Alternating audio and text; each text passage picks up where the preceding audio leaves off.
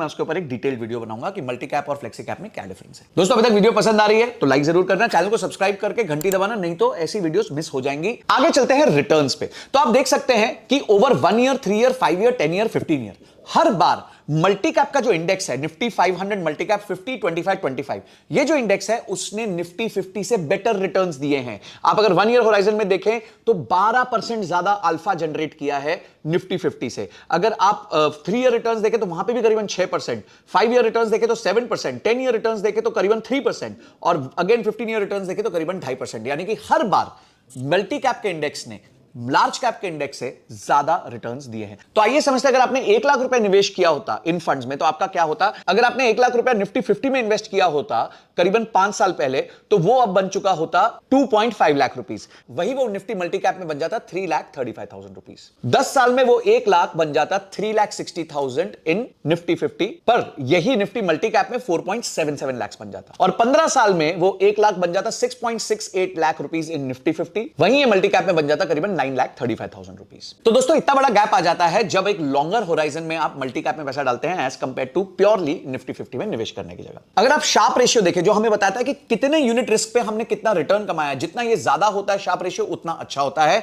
तो उसमें भी आप देखेंगे कि हर ड्यूरेशन में निफ्टी मल्टी कैप का जो इंडेक्स है उसने बेटर शार्प रेशियो दिया है एज कंपेयर टू निफ्टी 50। तो भाई ये तो प्रूव हो गया कि मल्टी कैप में हमें पैसा निवेश जरूर करना चाहिए। तो आइए आते हैं थर्ड भाग ऑफ द वीडियो, यानी कि कौन से वो 5 मल्टी कैप फंड्स हैं जिसमें हम निवेश कर सकते हैं। उसके लिए आपको पता है हम जाके लाइव आपके सामने एक स्क्रीनर लगाएंगे और उसके थ्रू आपको बताएंगे कि कैसे आपको अपना पोर्टफोलियो क्रिएट करना है मल्टी कैप फंड में। तो आइए दोस्तों साथ में मिलकर हम डिसाइड करते हैं कि कौन से वो मल्टी कैप फंड्स होंगे।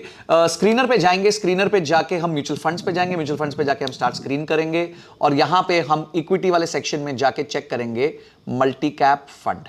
तो यहां पे हमें मिल गया, ये रहा मल्टी कैप फंड। तो हम देख सकते हैं 29 फंड्स ये बता रहा है और इन 29 फंड्स पे हम फिल्टर लगा देते हैं क्या क्या हम देखना चाहते हैं। हम 3 ईयर कैगर देखना चाहेंगे, हम 10 ईयर कैगर देख सकते हैं, हम 5 ईयर कैगर देख सकते हैं और आपको भी याद है one of the most important मेरे लिए होता है एनुअल रोलिंग रिटर्न, वो हमें देखना है। रिस्क में हम देखना चाहते हैं मैक्सिमम ड्रॉडाउन कितना है और रेशियोज में हम देखना चाहते हैं कि शार्प रेशियो कितना है। ये सारी चीजों का हमने फिल्टर लगा दिया है और अब हम इसको एक्सपोर्ट कर देंगे डेटा को। तो दोस्तों अब आप अपने स्क्रीन पे ये देख सकते हैं हमारे पास सारे रेशियो आ गए और आपको पता है मेरा एक फेवरेट रेशियो है जो मैं खुद निकालता हूं, जिसे हम कहते हैं rolling returns divided by total expense ratio. यानी कि मैं फंड मैनेजर को कितना पैसा दे रहा हूं और वो मुझे कितना अच्छा रोलिंग रिटर्न दे रहा है। ये रेशियो जितना ज्यादा होगा उतना मेरे लिए अच्छा है। तो सबसे पहले हमारा फिल्टर क्राइटेरिया होता है कि वो म्यूचुअल फंड जो पिछले 3 साल से नहीं है मार्केट में, उन म्यूचुअल फंड्स को हम बाहर कर देते हैं। तो ये मैंने फिल्टर डाला और ये सारे म्यूचुअल फंड्स आगे, बहुत सारे आगे भाई, और इन सबको हम बाहर कर देते हैं क्योंकि इन्होंने 3 साल से ज्यादा अभी मार्केट में नहीं निकाले हैं।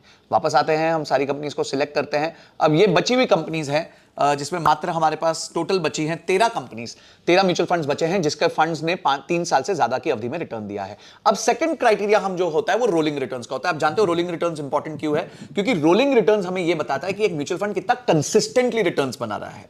हो सकता है 2 म्यूचुअल फंड्स को हम कंपेयर करें, दोनों ने 5 साल की अवधि में 25-25% सालाना ग्रोथ दी हो, बट एक फंड होता है जो हर बार 25% के आसपास देता है और एक फंड होता है जो जनरली 12-13% देता है, पर अचानक से कोई एक उसका स्टॉक चमक जाता है जिसकी वजह से उसका रिटर्न बेटर होता है। तो हमें ऐसे प्लेयर्स नहीं चाहिए जो इनकंसिस्टेंट है, जब हमें ऐसे प्लेयर्स चाहिए जो कंसिस्टेंट है। तो रोलिंग रिटर्न्स के बेसिस पे हम इसको डिसेंडिंग ऑर्डर में डाल देते हैं। तो लार्जेस्ट टू स्मॉलेस्ट हमने डाल दिया और ये हमें रोलिंग रिटर्न्स बेसिस पे रिटर्न्स का रिजल्ट आ चुका है।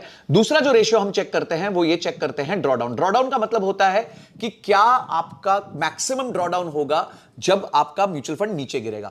तो इसमें आप देख सकते हैं कि बहुत सारे ड्रॉडाउन्स दिख रहे हैं आपको, बहुत सारे नंबर्स दिख रहे हैं। इसका नंबर का मतलब यह है कि अगर मैं कहूं जैसे कोटक का मल्टी कैप फंड है, उसका मैक्सिमम ड्रॉडाउन है 16.82। इसका मतलब यह हुआ कि मार्केट जब गिरेगी तो ज्यादा से ज्यादा ये 16% नीचे गिरेगा, उससे ज्यादा नहीं गिरेगा। कुछ फंड्स का आप देख सकते हैं ज्यादा, जैसे ये 42% है निप्पॉन का, पर ये ज्यादा इसलिए क्योंकि इसने कोविड का टाइम देखा है। ये 10 साल पुराना फंड है। तो जितने भी आप 10 साल पुराने फंड्स देखेंगे उनमें सब में आप देखेंगे कि मैक्सिमम ड्रॉडाउन रेशियो काफी ज्यादा है क्योंकि उन्होंने कोविड के टाइम का टाइम देखा हुआ है। तो हम क्या करते हैं, हम रोलिंग रिटर्न्स को बेसिस रख के उसके बाद हम ये देखते हैं कि आरआर टू टीईआर का सबसे ज्यादा रेशियो किसका है। तो आरआर टू टीईआर का रेशियो अगर हम चेक करें तो ये जो नंबर है ये हमारे पास आ रहा है, ये टॉप 5 फंड्स हमारे निकल के आते हैं।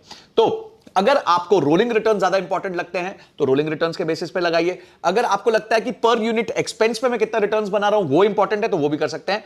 अभी के लिए हम रोलिंग रिटर्न्स को हमारा मेन क्राइटेरिया बना देते हैं। तो 1 2 3 4 5 5 म्यूचुअल फंड्स हैं जिन्होंने सबसे ज्यादा आपको रोलिंग रिटर्न्स दिए हैं, और वो 5 फंड्स कौन से हैं आइए देखते हैं। तो सबसे पहला फंड आता है कोटक मल्टी कैप फंड। ये फंड जो है इसको 3 साल के आसपास हुए हैं, 15,000 करोड़ का इसका मार्केट कैप है। इसने 3 साल में रोलिंग रिटर्न 35% पर एनम का दिया है, और इसका शार्प्स रेशियो भी बहुत अच्छा है 1.65 का। सेकंड आता है एचडीएफसी मल्टी कैप फंड। इसका भी एयूएम बहुत बड़ा है, करीबन 16,700 करोड़ का है, और इसका भी जो रोलिंग रिटर्न है वो 34.65% है, और ड्रॉडाउन भी ज्यादा नहीं है, 16% है। एक्सिस मल्टी कैप फंड अगला आता है जिसका रोलिंग रिटर्न्स जो है वो 32.6% है और ड्रॉडाउन 17% है। Nippon India multi cap fund है जिसका रोलिंग रिटर्न 31.47% है, पर इसका ड्रॉडाउन ज्यादा है। रीजन बड़ा सिंपल है, ये 10 साल से पुराना फंड है और इसने कोविड का टाइम देखा था जब ड्रॉडाउन बहुत भारी हुआ था। और लास्ट आता है बंधन मल्टी कैप फंड जिसका एनुअल रोलिंग रिटर्न है 28.7% और मैक्सिमम ड्रॉडाउन है 15.27%। तो ये 5 फंड्स हैं दोस्तों जो आप मल्टी कैप के यूनिवर्स में सिलेक्ट कर सकते हैं। मैंने आपको यह सिखाया है कि आप फिल्टर्स कैसे यूज कर सकते हैं, क्योंकि फिल्टर्स यूज करके आप राइट डिसीजन ले सकते हैं। हो सकता है आपको लगता है सर मैं रोलिंग रिटर्न्स नहीं,